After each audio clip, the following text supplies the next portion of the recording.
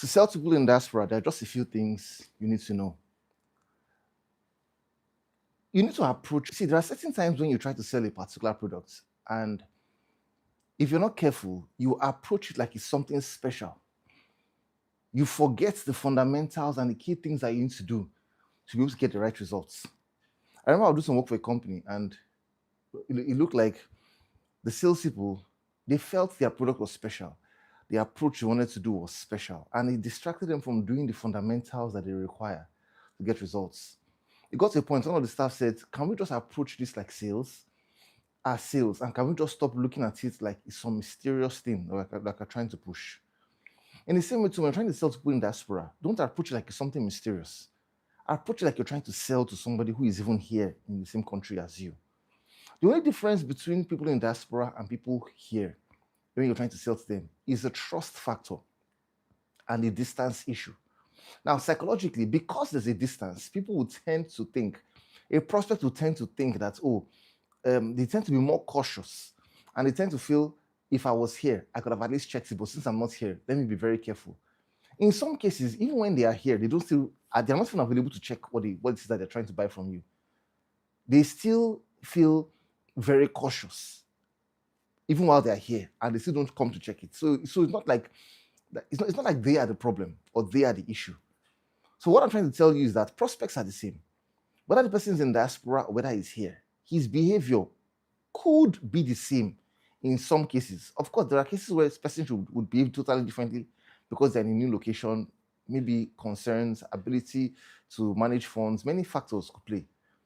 But in all these things, you as a salesperson, you're the significant factor, you're the most important factor. An excellent salesperson will sell a mediocre product better, faster, more profitably than a mediocre salesperson will sell an excellent product. So as an excellent salesperson, that should be your focus. How do I become an excellent salesperson so that I can sell no matter what, no matter the situation, no matter the circumstances? If you're struggling to close people where you are in terms of ability to persuade them to do business with you, it may still be a struggle to persuade people even though they're in the diaspora. Now, the only difference could be in terms of financial capacity. If the people in diaspora have greater financial capacity than people in your location, therefore, it could look easier. However, what I'm trying to tell you now is that irrespective of financial capacity, your selling skills, you need to make sure that you know how to engage prospects properly. Because you see, you can meet a prospect here who has financial capacity in your location, and you may not be able to close. So it's not a financial capacity issue, it's a skill and psychology issue. So what I'm trying to say is that focus on taking responsibility for the outcome of the sale. Anytime you go out to sell and it's not looking like you're getting results, don't blame it on anybody. Take responsibility and say to yourself, what areas can I improve on? How else can I communicate better? Because selling is the communication of value. Now, here are a few tips that can give leverage when you're engaging people in diaspora. Number one, if you're going to be scheduling an appointment, make sure that you plan to have videos turned on for that meeting. When you're selling to someone in diaspora and the person says, sorry, I can't turn on my video, I'm at work right now, reschedule the meeting and get a proper time when they can turn on their videos. Don't wait until they get in for the meeting and you're now asking them to turn on their videos. By then, it's already late. What do you need to do? The moment you schedule the appointment, and just so you know, the more appointments you schedule, the more chances you can close sales in the diaspora. And I hope you know that the moment you close somebody in the diaspora, they probably, because they live, it's a community-based living, they live in communities. You know what I live in communities? They don't spend too much time on that. Because they live in communities, there are chances that if you get one person to buy from you and the person is satisfied, they would refer and get more of their people to join them to buy from you. So the moment you schedule an appointment, send an email asking for videos to be turned on. Mr. Prospect, thank you so much for coming on this. Thank you for planning to come on this call.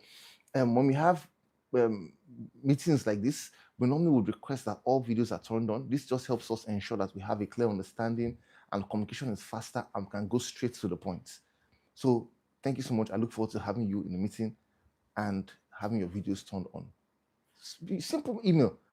When the person receives the email and you're letting them know that, hey, these are the things that when we have meetings with our clients, this is how we expect them to turn on their videos. they most likely will turn on their videos and will be able to engage you and get the best from the conversation. The second thing is that make sure that whatever it is you're selling to them, have something to show them. Don't just present and it's only your face that they can see. Of course, you have to dress properly, you have to dress professionally. Most likely, if you're a guy, for example, you want to make sure you dress in a suit as a lady corporately so that the trust factor can be bridged. You can have them trust you a lot more than if you just dressed casually. Now, whatever it is that you're selling, show some pictures, show some images, let them have something to hold on to. And finally, when the sales process goes through, give them updates constantly on what you've offered them. Because if you don't give them updates constantly, they will start to doubt and start to be like, but what if there's somebody, how am I sure? Keep them updated constantly. And if you do these things, you'll be amazed how easy it will be for you to get a lot of leverage and close a lot of sales. Of course, there are many other things that we would have talked about, but if you go through other videos, things around conviction, how you sell, how you ask questions, those are key as well when it's time to sell. Thanks so much for watching today's video.